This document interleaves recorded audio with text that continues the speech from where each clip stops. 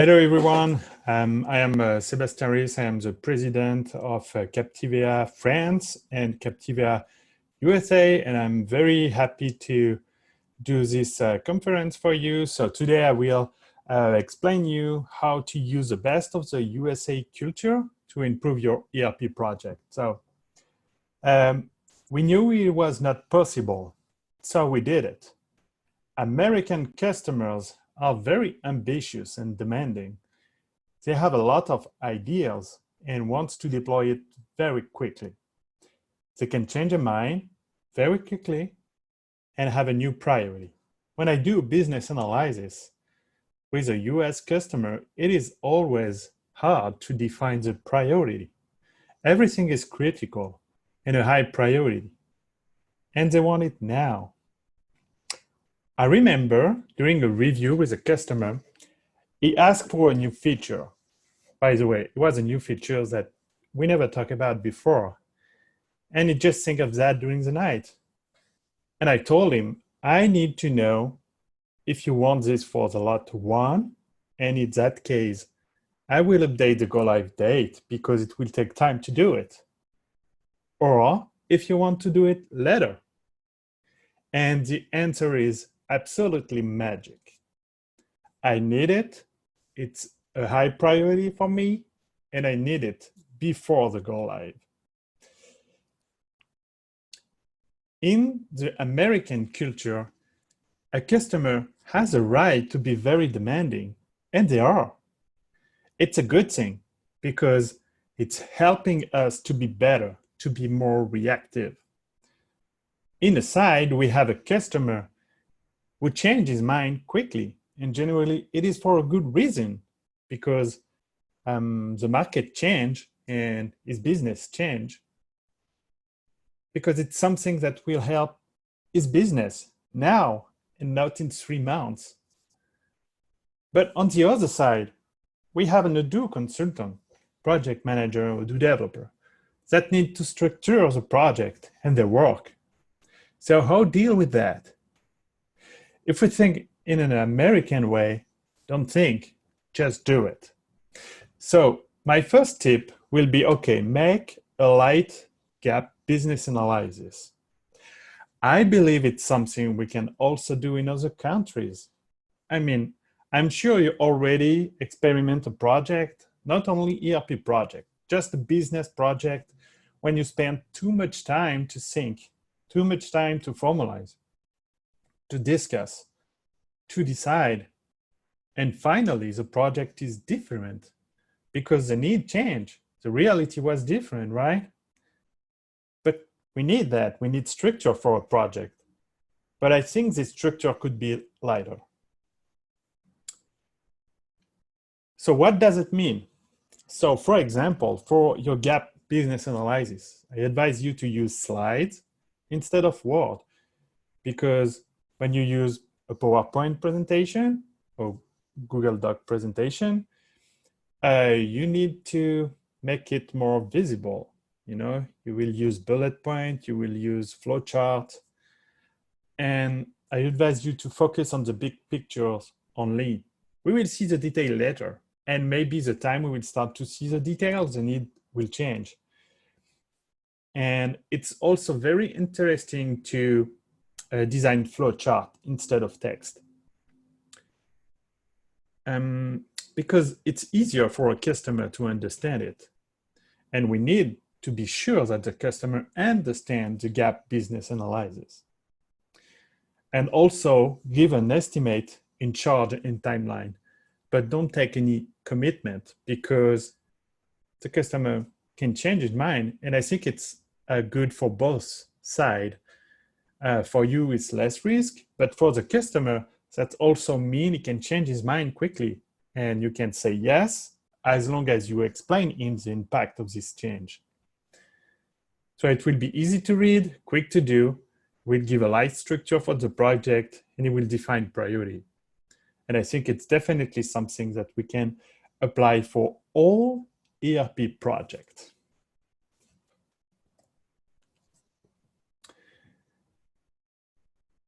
We are in December 24. It's a true story. A customer called us, and I am with my VP of sales over the phone.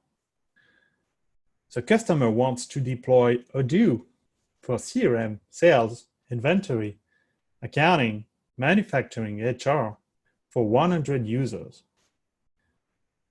We do a demo, and the customer liked it.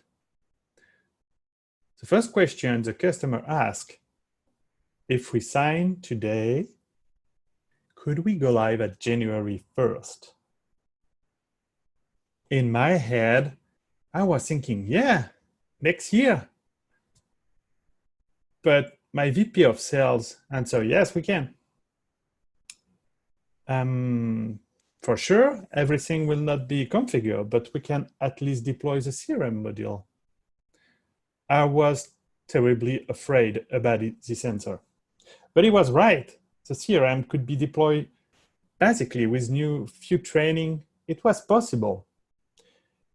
In the American culture, it is better to go live even if everything is not yet finished, instead of push back the go live date. Nothing will work perfectly, but if we are reactive, we can fix this. One time, it's a true story too. One time I was deploying an ERP solution for 140 users for a US customer. The project was huge: CRM, sales, accounting, inventory, website, e-commerce, purchase, HR. It was a 6-month project. It was one of my first projects in the USA. We got a schedule with test time, integration test, validation by the customer, go live date define. The customer validate everything. One day, I receive a call from this customer, and he asked me, hey, Sebastien, we have a problem right now. Could you fix this? Yeah, okay, we'll take a look. He said, no, you don't understand. We went live. So everyone is using Odoo right now. So I need you to fix that. So they went live without me, which is crazy. So they say, yeah, we tested the CRM and sales module and everything was okay. So we decided to go live with that. It was completely not in the schedule, not in the timeline at all, but they did it. So what can I do? So I told him, okay, I will fix your problem now. I fix it, and now they use it. Continue to use it right now. So it was a very weird experience when your customer go live without telling you, but in the same time, it was working. And I learned a lot, actually. So it will be my second tip. Go live quickly. And I'm sure you will tell me, oh, but we cannot do that. I mean, we have to do all the integration tests. We need to be sure that the customer will validate everything. The user must be trained as well. We need to be sure everything is under control. So we cannot do that. Okay, don't think, just do it. What does it mean, go live quickly? Really, really short training before the go live. I mean, it's something I can discuss with customer, you know? I can tell them, okay, do you want like a full training? So that means we will put everyone in a room, we will train everyone, you will do all the process, we will be sure everyone will be trained, and we will do that several times until everyone is comfortable with the software. Or, second way, okay, we will do a really short training in order for the user to discover the software. And when we will go live, we will make sure to be here if your customer needs help, if your customer has a question, because, and it's a good way to do, because your customer will learn when he will use the software. So he need to use the software and he need to be in front of the software to learn. But he will need help because the goal is we don't want the user to be blocked somewhere. So we need to be here when we go live. Like I said, be ready and answer the phone. It's really something important in the USA culture with your USA customer. When a customer calls you, you need to answer. Anytime, you need to answer because he needs you and he will not accept to wait. Because remember, they are demanding a lot. So you can create training. After the go live, I call it, you can create training support session. It's a merge between training and I need help to do something. And it's also would be something, oh shit, I forgot this because the go live was so quick that maybe we forgot to do something. And it should be something spontaneous. So like, okay, the customer call you and say, hey, I don't succeed to do that.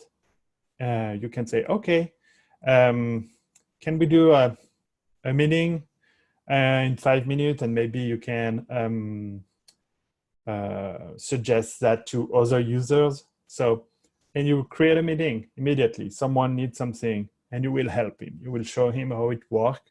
You will provide him a training, provide him the support. He will be able to do what he needs to do. And the other user will also benefit of that.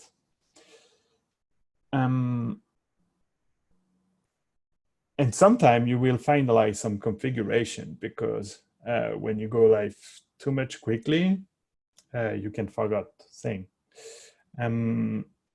But I think it's better to have a target where you think, okay, I want to accomplish, I will say, 90% of everything that I need to do instead of targeting the 100%. Because the difference could take a while, and sometimes it's better just to go live and to adjust during the live. It's not necessarily easy for a customer to understand, but I think it's something you can discuss with your customer.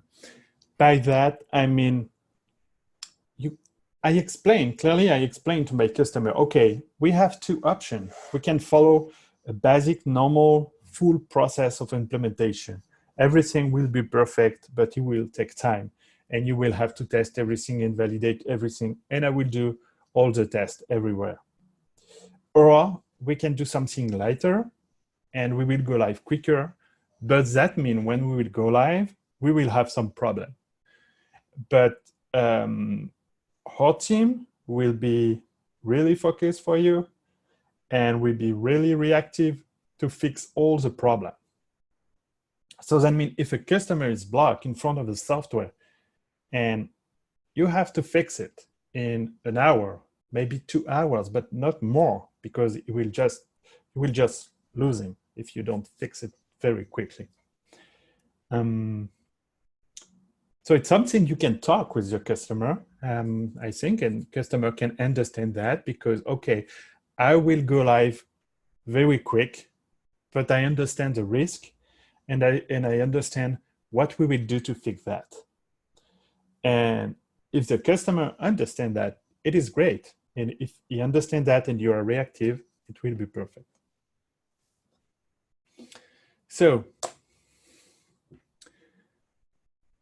look at these pictures. It's the pictures I took. So I went to the MegaCon at Orlando in Florida. It's a big conference, about video games, manga. There are a lot of cosplay. And I crossed this guy in the picture. It's a true story, real picture. He got a big sign that you can see here. Emergency costume repair. And it was working. People were in line to repair the costume. He got everything to fix it. He got tie shoe of all colors, A repair takes 5 to 10 minutes, and he asks, let's say, $20 in average. He worked all the time. It was crazy. This is a good example of the opportunist in the USA. Americans definitely know how to make business. They don't hesitate to change the process, the product very quickly. Recently, I got a customer that was making wear for a sport club. With the pandemic, it became hard because all the sport stopped. A day, the customer called us and asked to change everything.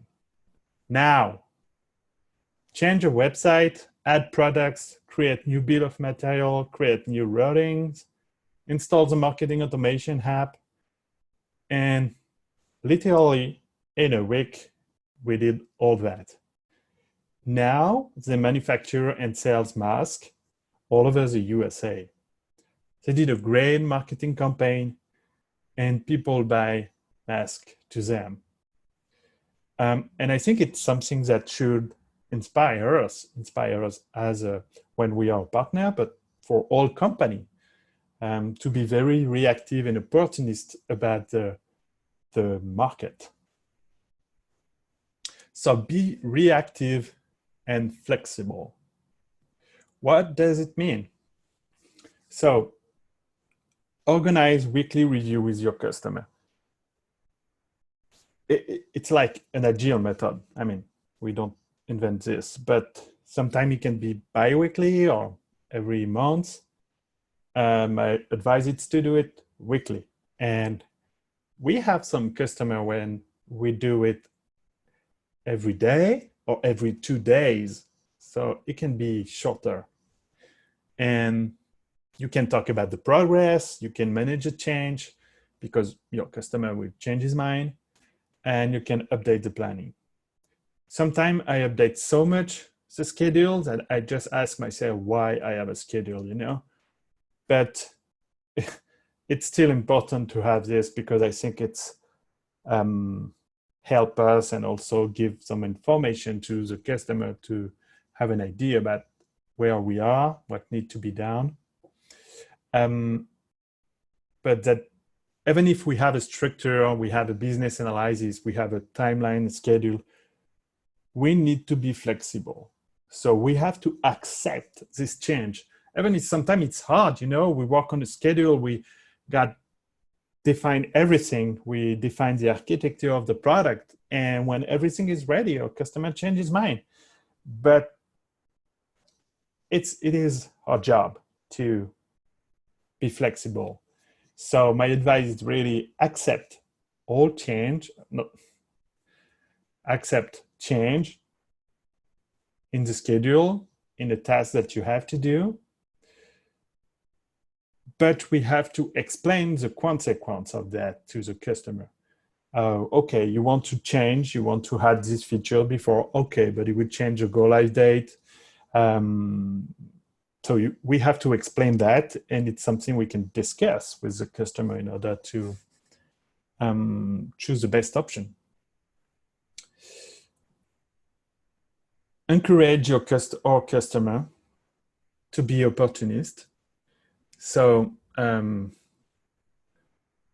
think for a customer, when a customer implements an ERP, it's a chance to review all the process. And we have to do it. We have to help them to do that because we have some idea how to do that because we did a lot of other projects. So it's a way to be, to encourage them, to challenge them about that process. And that also means that we need to be able to allocate resources very quickly. So that means but it can be for the partner and it can be for the customer. It also need to have resource available if it changes mind, if we decide to start a new features very quickly. Yeah, so it's my last tip, be reactive and flexible. I want to thank you for your attention and I will answer all your questions. Thank you.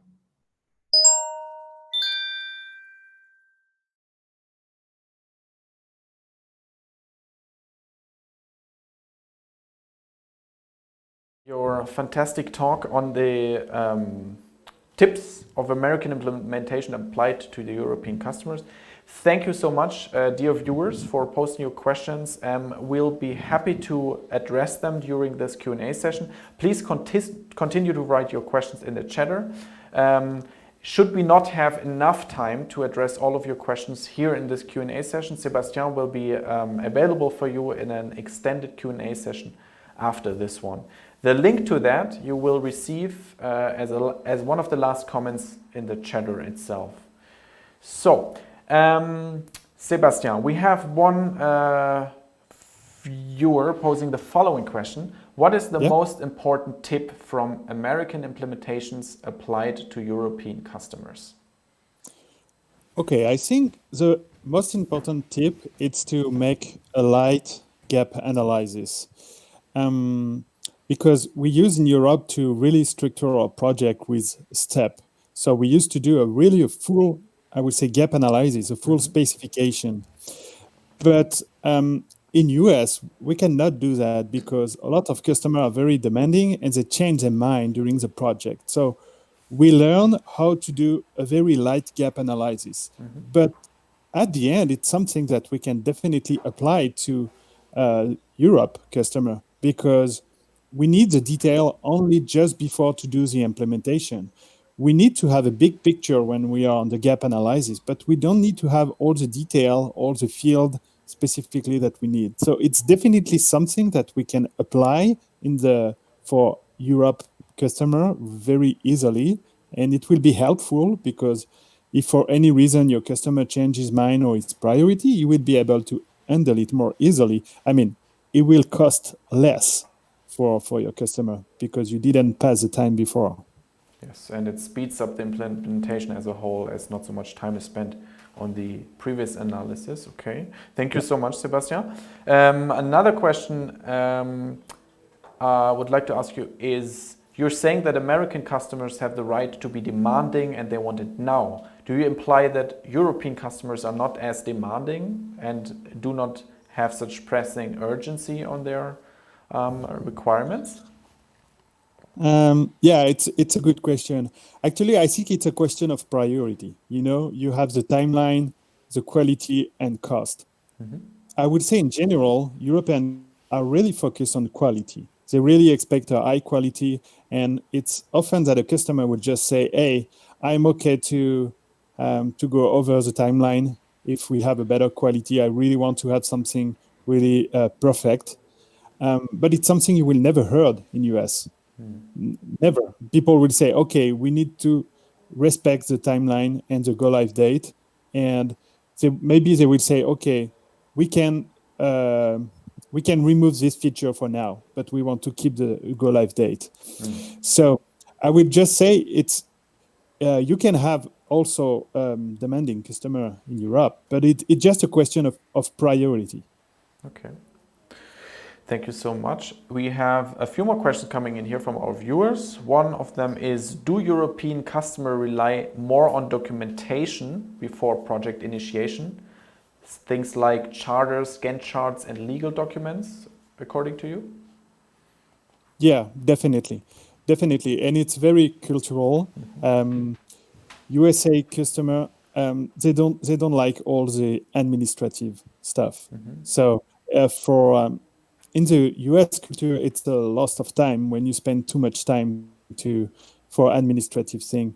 So and it's also how your contract is built, but it's really something that we can apply to with European customer because the main reason we create all this administrative contract and specification and commitment and everything, it's because we don't trust each other. And it's an European thing because people will not trust your supplier immediately. In US, customer will give you a chance. It will trust you directly. And if it's not working, it will just leave and go to another supplier.